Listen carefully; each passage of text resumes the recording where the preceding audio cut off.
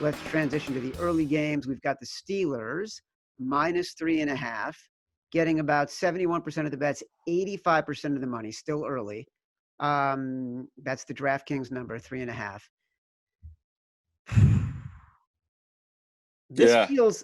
This feels to me like the Steelers. And it's one of those where it's a hold your nose kind of bet. All the numbers, everything you read, it's going to say how Houston's terrible, the O-line's terrible.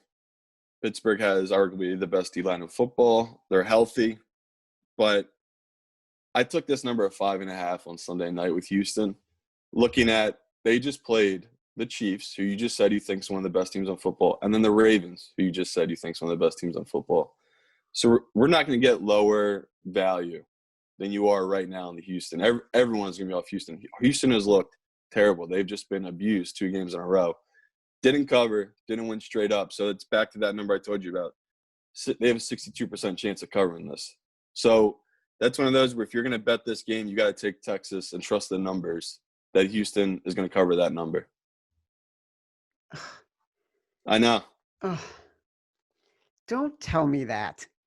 Do not tell me that I've got to bet on Houston. I've assiduously avoided Houston this year. And you know what? Other than this past weekend, so in the first weekend, I felt great. Like, I didn't have any of that Texans heartbreak where, like, I'm miserable watching a team underperform. So don't give me this. I know. I'm just trying to steer the fans right. This is a trap. You got to go Texans here. All right.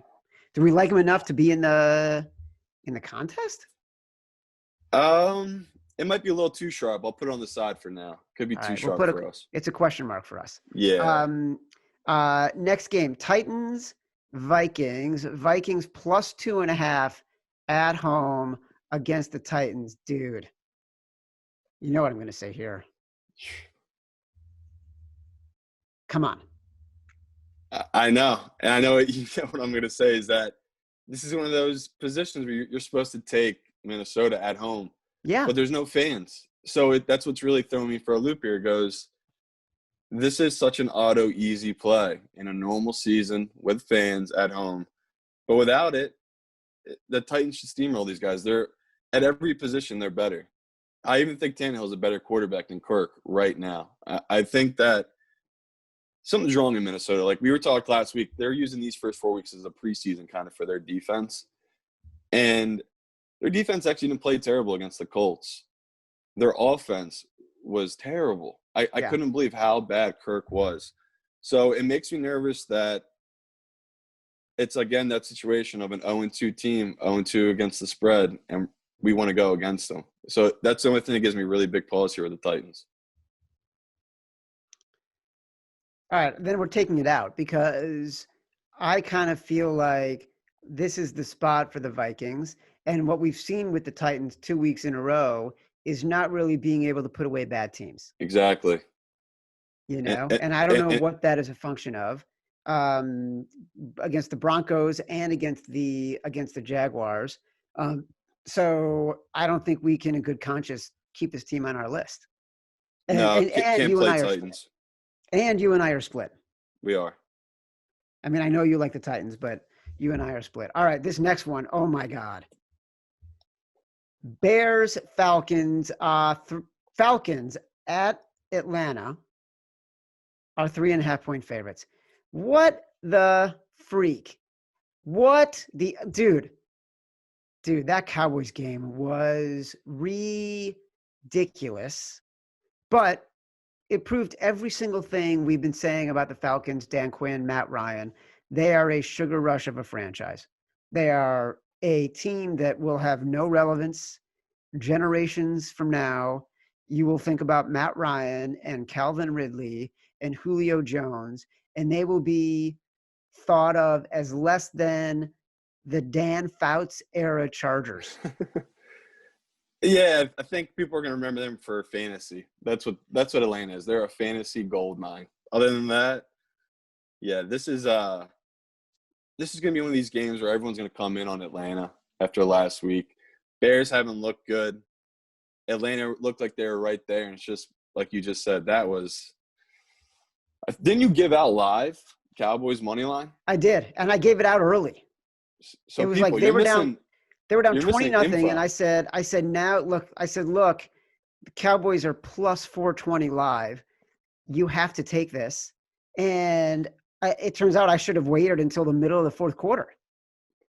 Even that, like I did it. I think I saw it about 20 minutes after you posted it, and I got Dallas, I think plus 550. I only threw $1,000 on it, but I was like, I like this angle. As soon as that fourth quarter started, I go, that bet's dead. There is no mathematical way they come back and cover that number. I saw our good friend Darren tweeted out, someone put like 35K or something like that live on Atlanta when maybe like a $3,000 or $1,000, and that lost. Yeah, lost. So people don't bet that way. Don't play it that scared. That's crazy. All right, let's back up for a second. It was plus 550. You threw $1,000 on it, so you won like $5,500 on that game. Yeah, but I mean, I told you, man, that the amount of money I had on that Browns, San Fran, Chiefs game, I'd be dead. I might be dead after that one, because I was literally like so confident. Like I just sent out to like all the people, and I was just like I showed my own tickets. I was like, I probably had around 100K, not even joking, on like that game, and I was just all in because I was just, there's no way. So I think someone tweeted out it was like over a 7-figure swing on books from that Chiefs getting that field goal, like on teasers and stuff like that. I joked that's probably half from my clients because they were just all in too. Like no one was really – I gave out other bets. No one tallied these other bets. They were all just on the one big bet.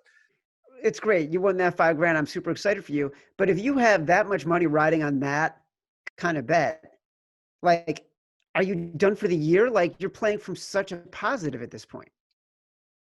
Not really, because honestly, I probably won almost that much week one because I couldn't miss week one, especially with like I like giving out 2 team money lines. That's like my favorite thing to give out. So I just like any favorite you could think of, I like stacking them. So if I felt really good last week about Pittsburgh's money line, Green Bay's money line, I'll stack those, and maybe I'll throw in the Chiefs or I'll throw in Baltimore and other things with that. So week one, none of those missed. All of those money lines hit because I wasn't on the Colts money line like a lot of people were. I was on the Jags money line. So when I had a week one like that, that's what I'm telling my clients is I say take everything we won week one because you're not affecting your original bankroll for the season, and just put all of it on this one big bet. That's the reason I took an early big bet like that. It was just because I'm in a good mode. I'm seeing the game pretty good. Obviously, I shit the bed here. We went 2-3 last week. But for the most part, I've been pretty spot on with like these money lines and things like that, where last week was a fluke week where it was 14-2 favorites money lines. So I got lucky on that one. Yeah, you shit the bed on the 5 games that mattered, and you did great on all your big money bets. Nice job. Nice job, Simon Hunter. Hey, still top 40 in the week 2. That's it. All right. We're in the money. We're still in the money. Meanwhile, are we skipping the Bears-Falcons? Like, are we just not including it? It's up to you. I love the Bears. I'm hoping this number keeps growing because maybe the public will come in with all the other sharp money and just keep betting Atlanta up. Because Atlanta, they're taking what I just told you, statistic. They're 0-2 straight up, and they're 1-1 right now on the spread. So a lot of people like this Falcons, where I like the value on the Bears. I think the Bears defense can actually get stops, where I don't have any faith in the Falcons defense to get stops. Well, I got to tell you, I kind of like the Bears in this side too. All right, let's put them in for now. All right. The injury-riddled San Francisco 49ers visiting the break-your-heart New York Giants. Look, even at 4.5, the Giants are 4.5-point underdogs here. Even at 4.5, there's no way. And right now, the Giants getting, a preponderance of the money, about 65% of the money coming in on the Giants and 65% of the tickets. So what this is telling you is that wise guys like the Giants right now, I'm not betting Danny Dimes because in 2 games now, I have seen him put the Giants in a position to both win and lose. And he's just not going to be a guy that like you can count on to make the right decisions in the moments when you need the right decision to be made for your bet. It's just, to me, he is a no bet on quarterback until he gets his turnovers under control. Right. Everything you said there is right. I think maybe the sharp money came in early because they were all banking on Nick Mullins making that start because he was horrible against the Jets. If the Jets could actually stop a running back, that might have been a close game they could cover. But they're giving up like 50-yard carries on 3rd and 20. The Jets are just horrible. So I'm with them on the Giants here early because that's the value. If it is Jimmy's going to be out, Nick Bosa's out. I know another first rounder. I think Solomon Thomas is out. San Fran's banged up, and they're probably having nightmares about this turf field that they just played on, and now they're about to play again at MetLife. So I like that number. We can wait. I know you don't want to play it in, so we probably won't put it in. But if it comes Sunday and they got Nick Mullins in, it'll be hard not to put the Giants in at 4.5. That's just good value against a backup quarterback that's terrible. All right, listen, here's what we're going to do. We're going to do exactly what you just said. We're going to wait because I don't want sort of my biases and what I've seen to dictate like making the wrong choice against the math just because I'm going to be miserable on Sunday having to watch this team. Right. If we think it's the right side on Sunday, it's going to be the right side, and I'm not going to do anything to change that. So let's keep them in there as like a maybe for now. Yeah, this is one of the few games I was able to work on this morning. And if we got Nick Mullins in, this line should be -2.5, San Fran. So we're getting good value there if it is him on the Giants. So, yeah, we'll just hold off on that one. All right. The Las Vegas Raiders coming off a big win last night against Drew Brees, who really looked like he couldn't throw the ball downfield and was hobbling like my Zadie. 5.5 on the road against the New England Patriots, who completely broke our heart. Simon, they were down 31-23 with 5 minutes left, or 35-23 with 5 minutes left. It's one of the first times in my life I just turned it off. I'm like, you know what? I cannot see the math in which they get an opportunity to even cover this game. So I went to bed and did not realize until the morning how heartbreaking it was and how happy I was that I just didn't do it, that I didn't stay up to watch this game and be heartbroken. That was horrible. And it was one of those, I was trying to go to bed too, but I just kept picking up my phone and throwing on like the iWherever sports app and watching the game. And sure enough, Cam just kept they got a good stop, the Patriots. They got the ball back. Cam had a great drive, gets down to the 1, and I don't hate the play call. They did Cam from a shotgun, but when you have a guy like that, I don't get why he just didn't go up to the line and just try to jump it or anything like that. It was just weird. Adams really he was a game changer for the Seahawks in that game. There was a couple of times where you could really feel his effect on the Seahawks, that he is just the highest of talent of safety, and he's a game changer in that game. So this week, it's an easy pick where you got a team that just went on the road. The Patriots lost coming home against a team that just blew out a team they shouldn't have blown out, coming all the way up north, feeling good on a short week. I love this number. I got it at 7.5. So I think the Raiders, the public's going to be betting them. People who live in Vegas are going to be betting them because this feels like a high number, especially after seeing their offense look so good against New Orleans. But I'm going to back the Patriots here. Wow, you feel that good about it?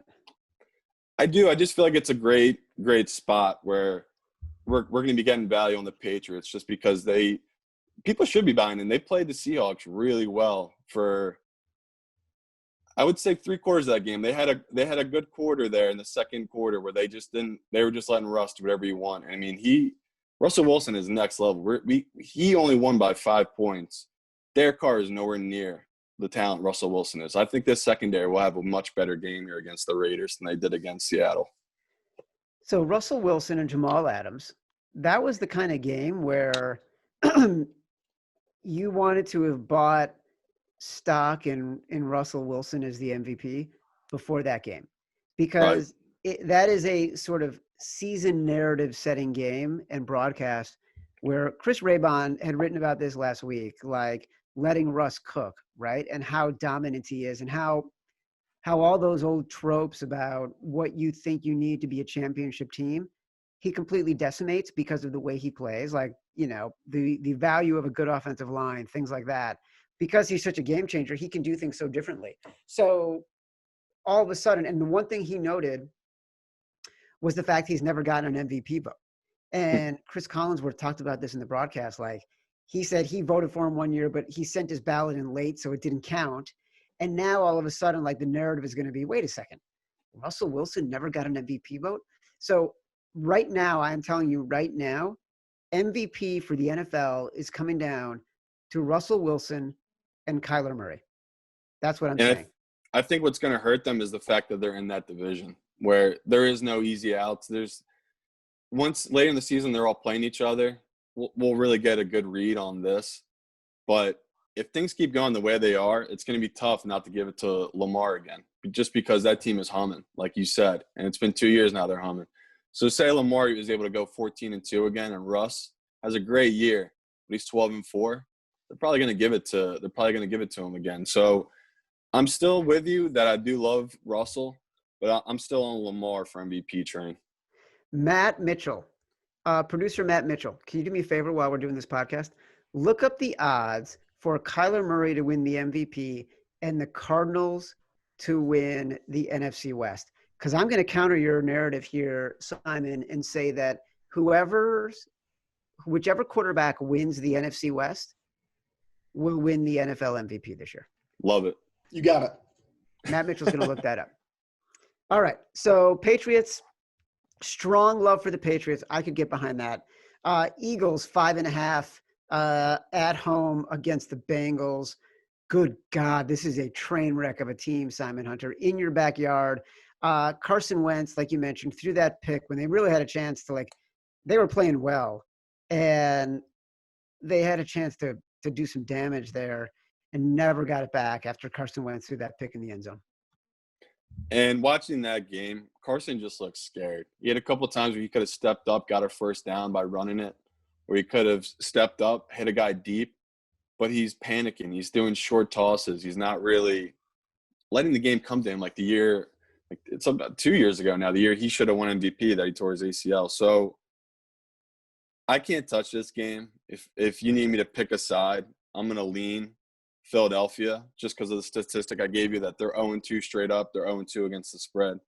And it's still a rookie quarterback coming on the road to play a veteran defense for the most part. So I'll back the Eagles here, but I would not at all put them in our picks. By the way, the money is coming in on the Eagles. The bets. The public is backing the Joe Burrow-led Cincinnati Bengals, probably because they loved watching him throw 60 passes and sneak in the back door. Another disgusting loss. While we won it in our survivor pool, in our joint DraftKings survivor pool, a really heartbreaking loss for the Browns in terms of being, what was it? I think it was 5.5 or 6. Yeah. Won by 5. Brutal. And it was funny. We started with 550,000 at survivor pool. We're already down to 70,000. Oh my God. 2 weeks in, 70,000. Crazy. Unbelievable. Washington football team visiting said Cleveland Browns. Browns are a touchdown favorite. This kind of makes sense to me. It's almost like, there's that transitive property, right? So the Washington football team plays the Eagles in week 1. Then the Eagles blow up against the Rams in week 2. The Washington football team just looks terrible in their week 2 game. It turns out the Washington football team is bad, but the Eagles are really bad. So the number of a touchdown kind of makes sense to me against a Browns team that performed admirably against the Bengals, an equally bad team. And different books have this up to 7.5 now with Washington. So when I look at this football team, they're obviously their strength of the whole team is that D-line. And that's why I like Kyler so much last week, because he can expose a D-line like that because he's so quick. He can get around that stuff. Well, we got Baker, who's a first-read quarterback that stands back there like a statue for the most part. He doesn't scramble much. I do like this number a lot with Washington. The only thing that's giving me hesitation, it's their back-to-back road games. So 7.5, that's really enticing because the Browns, they're not a team that can hold on to these leads. Burrow looked incredible against them passing because they're really banged up right now, the Browns in the secondary. So I'm big here on Washington, but I get it. They're so ugly, we don't have to put them in. Well, dude, you're the professional. This is part of the game. Is we're not supposed to bring a public mindset to these things because it's people like me that would say, I'm not betting the Giants. I'm not betting Washington. Like, being a professional bettor means you got to bet the teams that you got to hold your nose on because that's where the value is going to be. It's So true. if you're It's telling true. me Washington is like, according to your models, where do you have this game? I get it at 6. So I got pretty much, if it goes up 7.5, we're getting 1.5 of value. That's why I do really like Washington here, because people are buying in on the Browns again. They're buying high, and no one wants to back Washington after they just got dominated by what we were just talking about, maybe the MVP of the league, Kyler Murray. So I do like this Washington number here. We can put it in. All right, let's put it in. Let's put it in. We're putting it in. So ugly. So ugly. Bills, 2.5 against the Rams in Buffalo. Dropping. Money coming in. And I'm going to back the Bills here. The Rams are going to get the hype because they've looked really good 2 weeks in a row. Let's go over who they just beat. They beat the Cowboys, who have a horrible defense, apparently. And then they beat the Eagles, who might be one of the worst teams on football. And it's tough with the Bills. I know they've just played back-to-back divisional games against two of the worst teams in their division. And Josh Allen has moments where he looks really great. He can get outside. He can throw just on a rope right on time to the digs and look great. But there's other times where he just misses guys wide open there 10 feet in front of him. And he does stupid things still, Josh Allen. So I'm going to back the Bills, but I don't want to put them in our competition. I think it's too risky not knowing what Josh Allen we're going to get on Sunday.